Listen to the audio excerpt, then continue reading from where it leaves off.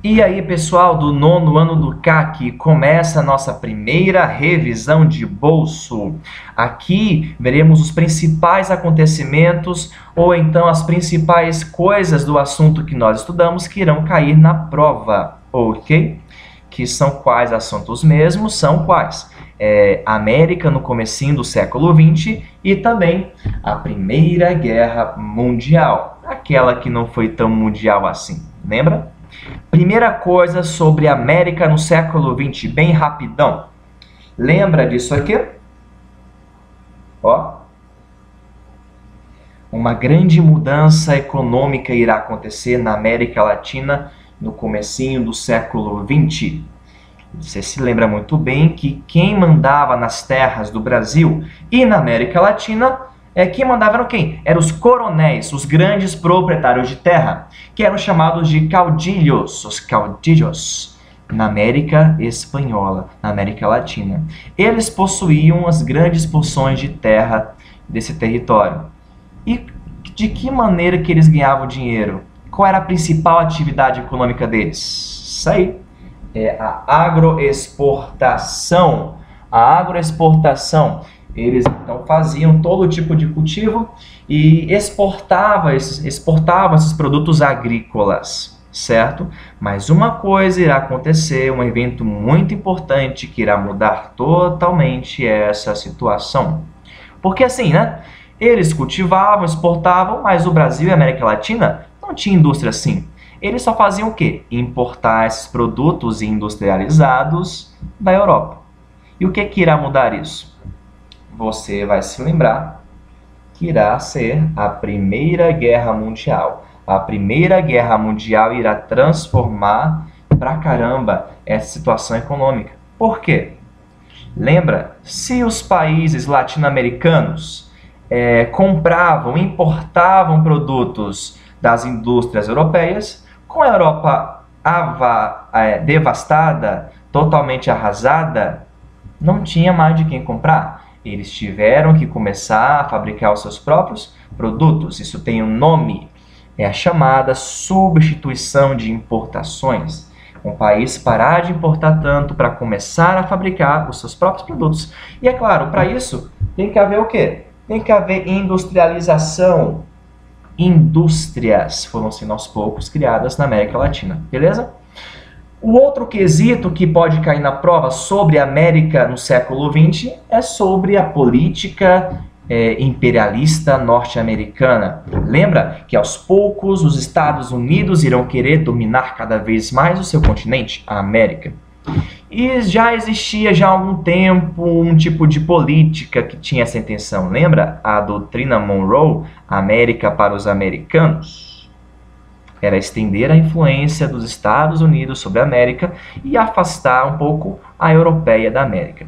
Só que no começo do século XX, o nosso amigo Roosevelt inventou a política do Big Stick, ou em vulgo português, o grande porrete. O que foi isso? Lembra? Que era um plano, uma estratégia política de dominação da América, de imperar sobre ela, só que aconteceria de duas maneiras. Ou pacificamente, através do comércio, da cultura, da moda, ou de forma violenta.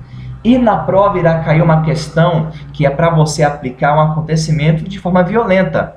Quem se lembra como que o Big Stick norte-americano se relaciona às independências do Panamá e de Cuba?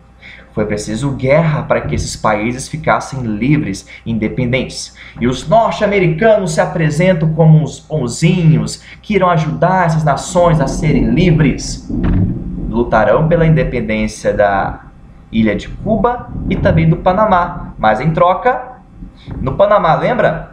Isso, construirão o canal, terão direito sobre o canal do Panamá, que ligaria os dois oceanos, Pacífico e Atlântico. E ganharam pra caramba por mais de 70 anos com isso. E em Cuba, eles fizeram a mesma coisa, em troca da independência deles, eles tiveram os cubanos que colocaram uma emenda, um tipo de lei à Constituição deles, que falava o seguinte, que os norte-americanos poderiam interferir como e quando quisessem na política interna de Cuba. Ou seja, esses países ficaram livres, mas ainda assim ficaram dependentes dos Estados Unidos.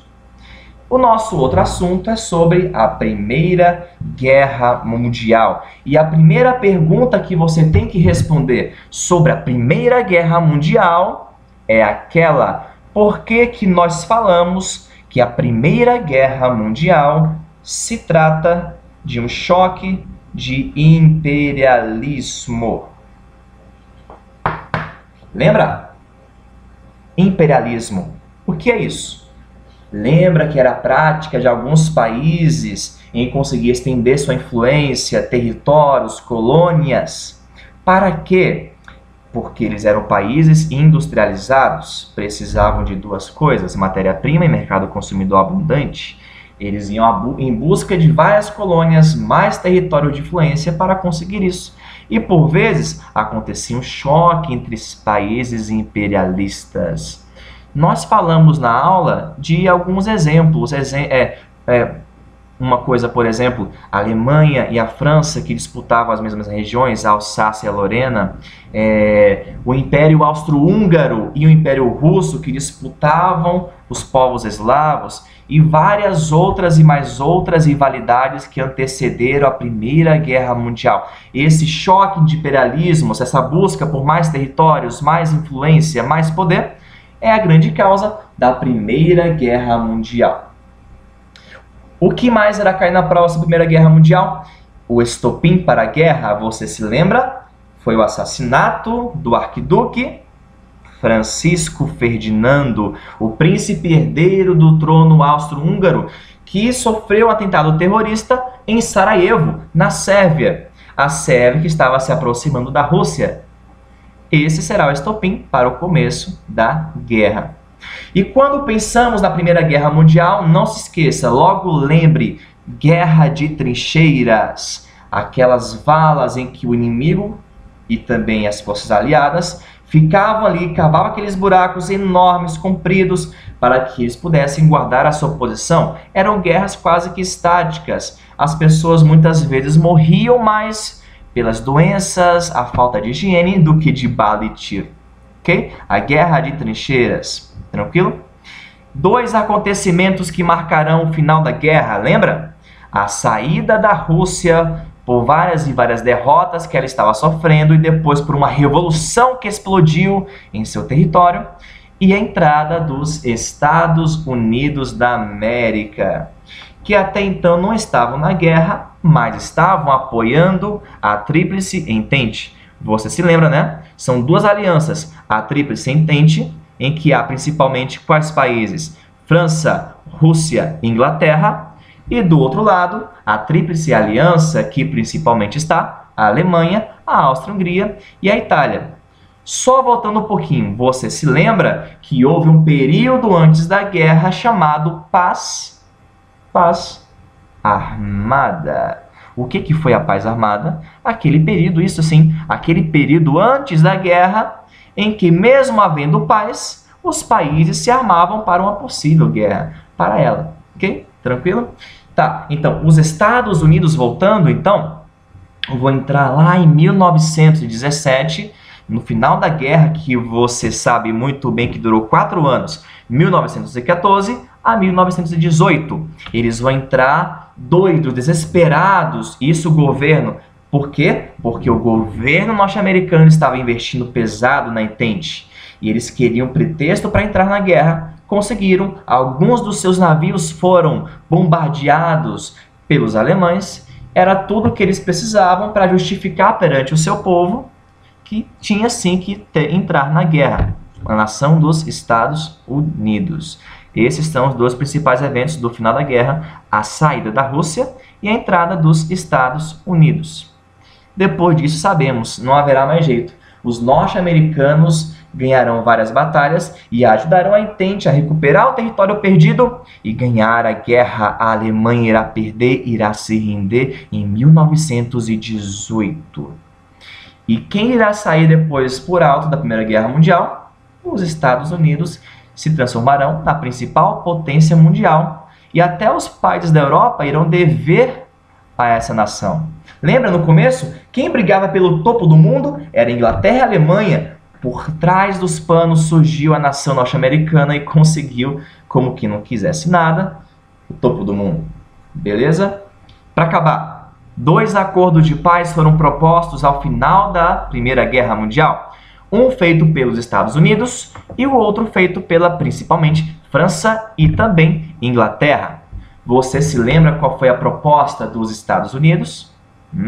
Os chamados 14 pontos de Wilson. Eu sou!